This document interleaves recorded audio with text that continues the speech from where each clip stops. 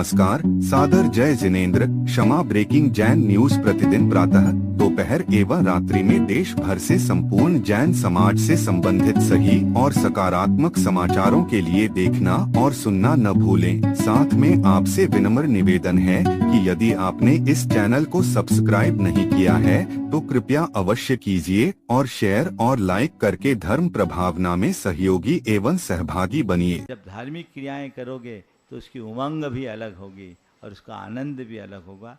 तो ये सब चीज़ें अपने जीवन में घटित हो तो हमारा जीवन धन्य होगा। बंधुओं, इन सब के साथ हमें अपने देव गुरु धर्म की सेवा में तत्पर रहना चाहिए। कल का दिन आप सबके लिए विशेष दिन है। कल आप सबको पता है पूरे देश में मौन रैली निकलनी है। और रैली क्या है? ये प्रतिक्रिया नहीं, परिणाम के लिए प्रयत्न है। अब हमें परिणाम चाहिए। अभी तक हम प्रतिक्रियाएं करते थे, लेकिन ये प्रतिक्रियाएं हमें परिणाम नहीं दिला पाए। अब इस बार हमें ऐसा प्रतिकार करना है जो हमें परिणाम दिलाए।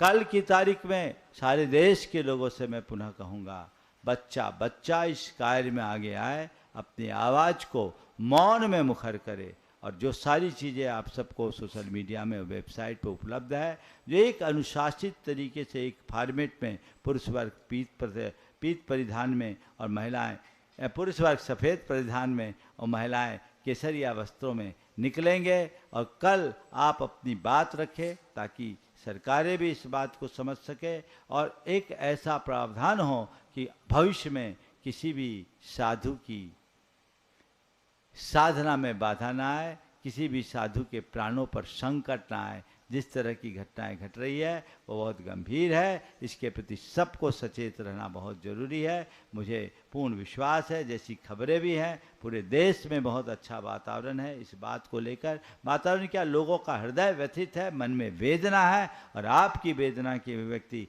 कल सड़कों में दिखनी चाहिए और उसका परिणाम सामने आना चाहिए। इन्हीं शब्दों के साथ मैं विराम दूंगा।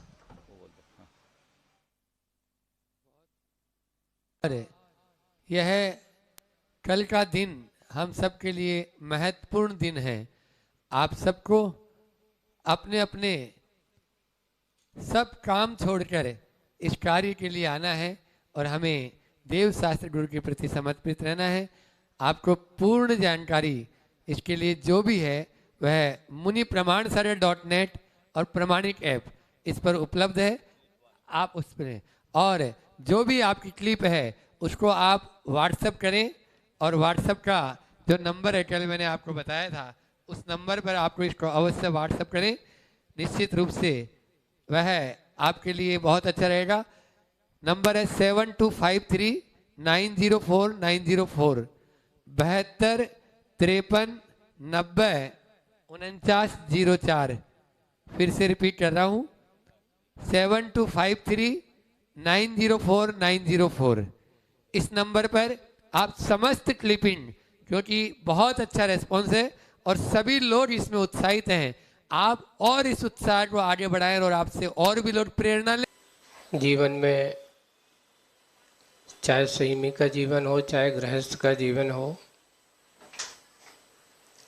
एक मनुष्य पर्याय की एक सबसे बड़ी वैराग्य वही प्रसंग अगर होता है तो व्यक्ति का आकस्मिक इस प्रकार का कोई घटना घटित हो जाए तो सबको आश्चर्यचकित लगता है। पर बंधुओं, जीवन का कोई भरोसा नहीं है। इसलिए साधक के लिए पूज्य आचार्य भगवान कहते हैं हर समय सजग रहना चाहिए। आचार्य श्री एक बहुत अच्छा उदाहरण देते थे कि जैसे सैनिक अपनी बॉर्डर पर हमेशा क्या रहता है, कब कहाँ कौन सा आक्रमण कर दे कोई भरोसा नहीं है। जैसे सैनिक अपनी बॉर्डर पर रहकर के बहुत सजग रहता है, वैसे मोक्ष मार्ग के प्रत्येक साधक के लिए भी अपने आप के कब कहाँ कौन से तीव्र कर्म का उदय आ जाए कोई भरोसा नहीं।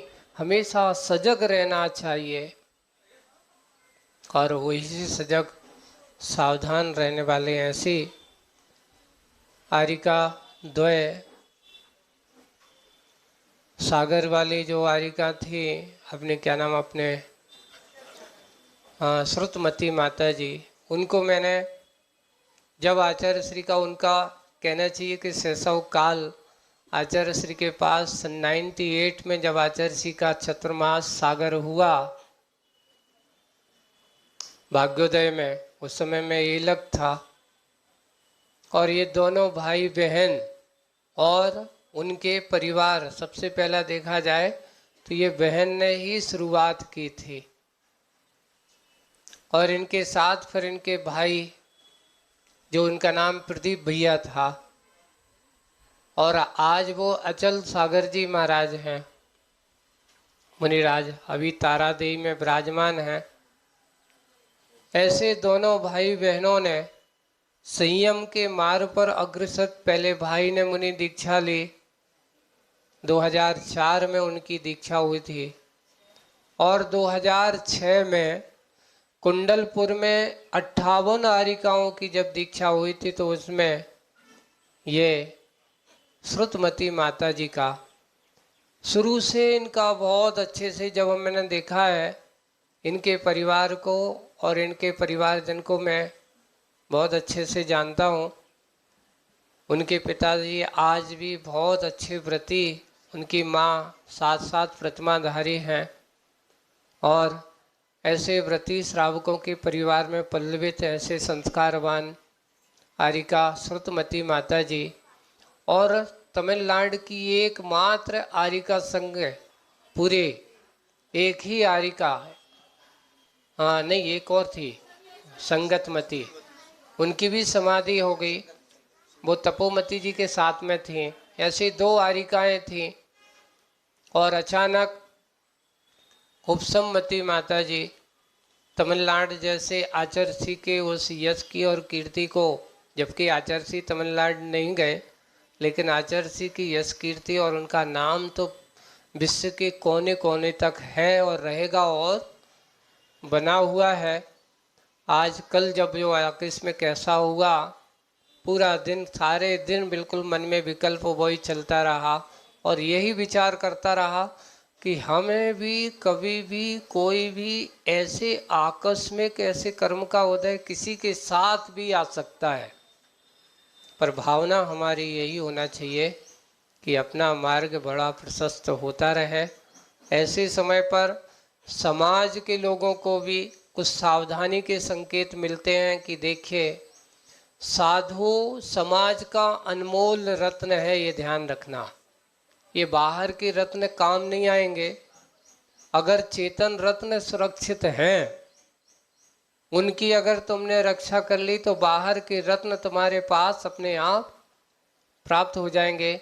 समाज में महाव्रतियों का, अणुव्रतियों का ऐसे होना, इस प्रकार के पिछीधारी, वो भी दिगंबर समाज में मात्र अगर देखा जाए 16, 17, 1800 लोगों के इतने ही साधु हैं। अपने यहाँ कोई हजारों की संख्या में साधु नहीं है और इतनी बड़ी समाज, इतना बड़ा सब कुछ होने के बाद भी अगर हम सब लोग इन सब के बारे में नहीं सोचते हैं तो समाज के लोगों को सोचनीय और चिंतनीय विषय है कि मात्र अपने 1600-1700 साधुओं का हम अच्छे से उनका रत्नत्रय का पालन, धर्म के सहयोगी बने, उनके आहार विहार में सहयोगी बने। और मैं तो यहीं के अकेले कह रहा हूँ, हर जगह एक ऐसा संघ होना ही चाहिए। मंदिर की समितियों को हम बना करके और उनकी कितनी पद प्रतिष्ठाओं के लिए ऐसे लड़ते झगड़ते हैं।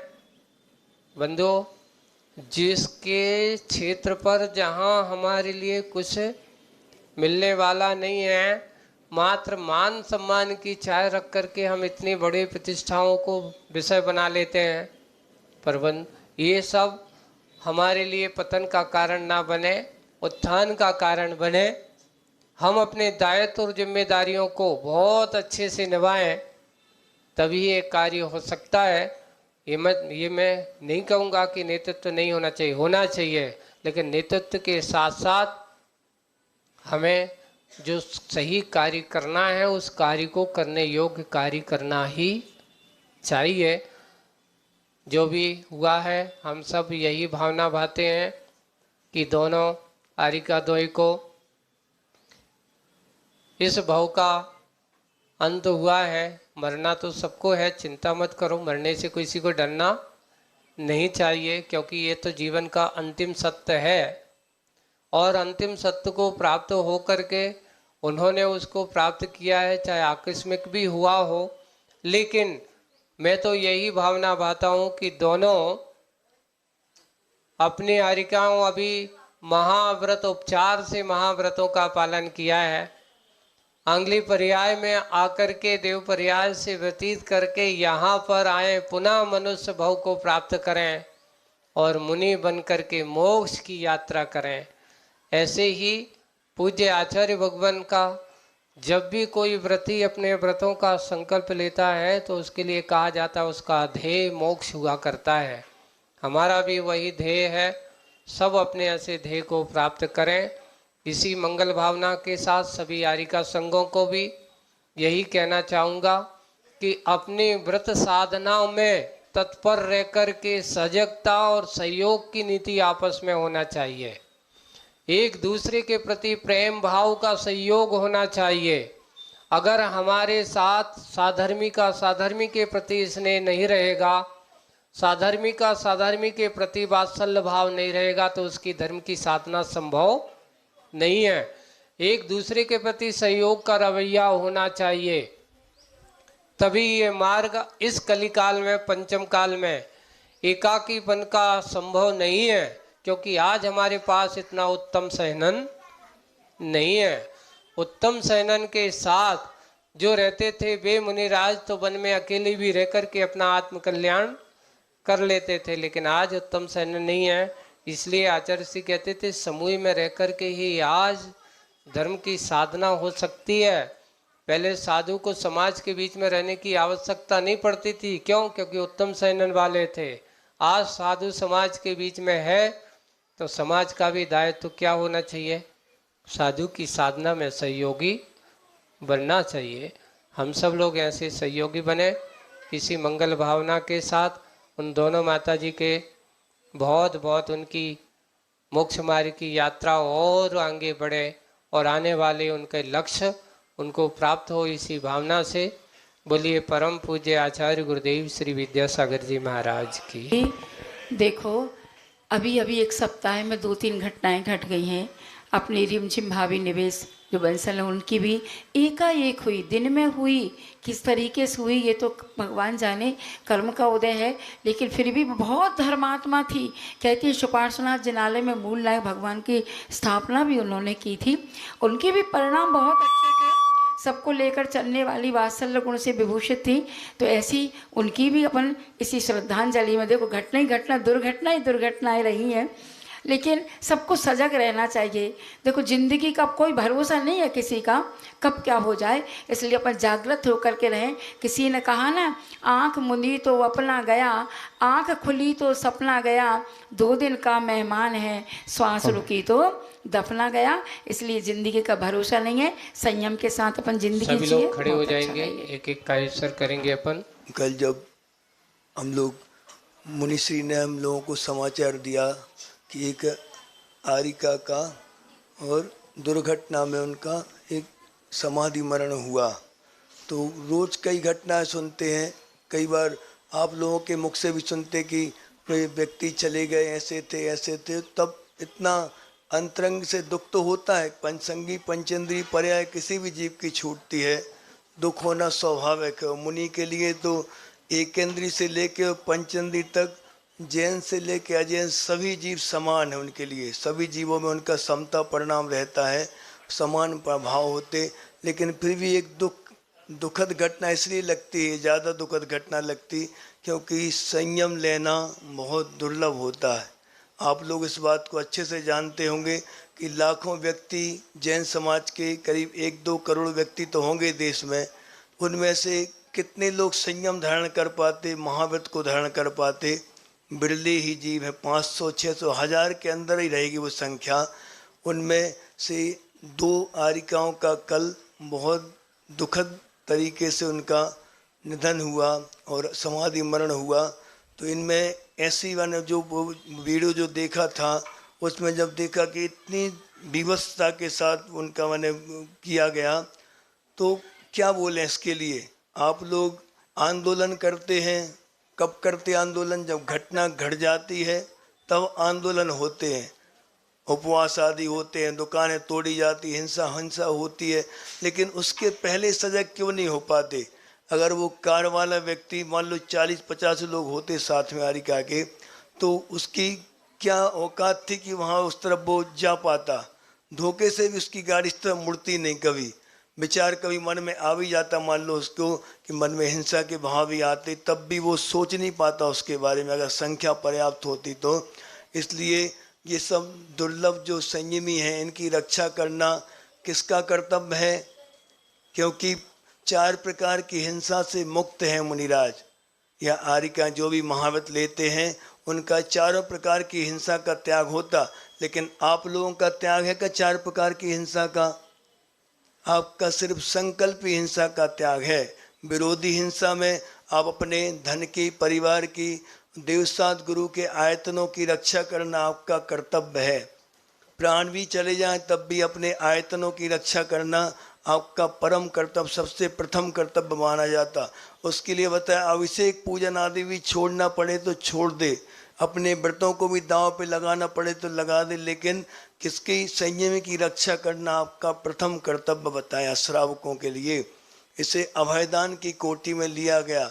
तो आपका अब आगे ये घटनाएं ना घटें, क्योंकि प्रत्येक संयमी के लिए बहुत बड़ा दुख का कारण यही बनता है किसी व्यक्ति का संयम छूट जाए।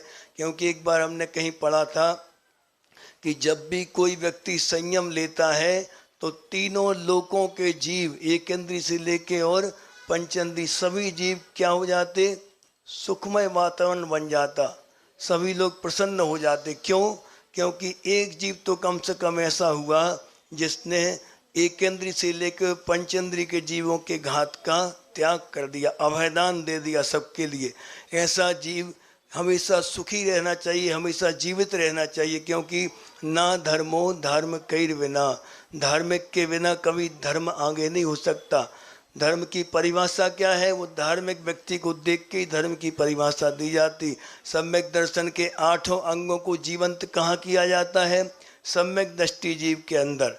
और सम्यक दृष्टि जीव चरित्र के साथ होगा, सम्यक चरित्र के साथ तो सोने पे सुहागा माना जाता। इसलिए आप लोग आगे सजग रहें इस बात को लेके। हम सब आरिकाओं को शुभकामनाएं देते हैं कि उनकी जो आगे की गति हो, आचार्य भगवान के समूह शरण में जल्दी से जल्दी वो दीक्षा लेके और निर्वाण को प्राप्त करें, अपने अंतिम लक्ष्य को प्राप्त करें। इसी भावना के साथ शासन श्री महावीर भगवान की। वंदनीय आरिका श्रुतमती जी माता जी, उनका पूरा परिवार व्रती है, माता पिता प्रतिमाधारी हैं, उनके भाई मुनि श्री अचल सागर जी महाराज हैं और निरंतर वो साधना रत रहते थे, स्वाध्याय रत रहते थे, हर पल सजग रहते थे। ऐसे ही वंदनीय आरिका उषमती जी तमिल की गौरवती तमिलनाडु से आकर के उन्होंने गुरुवर के चरणों में समर्पित किया। वंदनीय की आरिका सौमती माता जी के साथ ब्रह्मचारिणी अवस्था से जुड़े थे और उन्होंने भी अध्यात्म और सिद्धांत का अच्छा उनको स्वाध्याय था। ऐसे स्वाध्याय करते करते वो तो अपनी चर्या का निर्दोष पालन करने हेतु तो प्रतिष्ठापन समिति का पालन करने के नगर के बाहर जा रहे थे, और लेकिन कुछ श्रावकों की असावधानी होती है और दूसरा कुछ ऐसे भी लोग रहते हैं जो जिन धर्म की महिमा को जानते नहीं हैं। जानबूझ करके कोई ऐसी घटना घटी है, परंतु हम समाज का भी एक सौभाग्य है कि हमें ऐसी वृत्तियों का सानिध्य मिलता है, लेकिन दुर्भाग्य है जब एक कोई संलेखना से या समाधि होती है, लाखों लोगों का कल्याण रुक जाता है। कितने लोगों का? लाखों लोगों का कल्याण रुक जाता है। जब जब विहार करते हैं उनसे जीव क्या करते हैं? सब लाभ लेते हैं। इसलिए इस दुखद घटना पर अपन सब खेद व्यक्त करते हैं और पूर्ण समाज यहाँ बैठे जितने लोग हैं, आप लोगों को भी एक मुनि आहार विहार समिति बनाना चाहिए। अर्थात एक आहार विहार समिति बने, पक्षपात नहीं। कोई भी संघ का साधु हो, कोई भी संघ की आरिका हो, हम 10 लोग और 10 महिलाएं ऐसा ग्रुप बनाओ कि हम उनको 25-30 किलोमीटर का विहार कराएंगे और उनका लेकर के आएंगे, लेके जाएंगे। तो उससे क्या होगा? जब साधुओं के साथ में 25-50 लोग साथ में चलते हैं तो सामने वाले क्या होते हैं, सावधान और सजग हो जाते हैं। ये सावधानी अपन सबको बरतेंगे और भगवान से ही प्रार्थना करते हैं, अंत भला सो सब भला, सजग रहते हुए उन्होंने जीवन को अच्छा संभाला, हम सबका जीवन भी संभाले। और इस दुखद घटना पर अपन खेद व्यक्त करते हुए ही भगवान से प्रार्थना करते हैं, ये आकस्मिक घटना है, किसी भी व्यक्ति के साथ न घटे, निरंतर वो साधना में रहते हुए अपने जीवन का उपसंहार करें। बोले आरिका संघ की जय।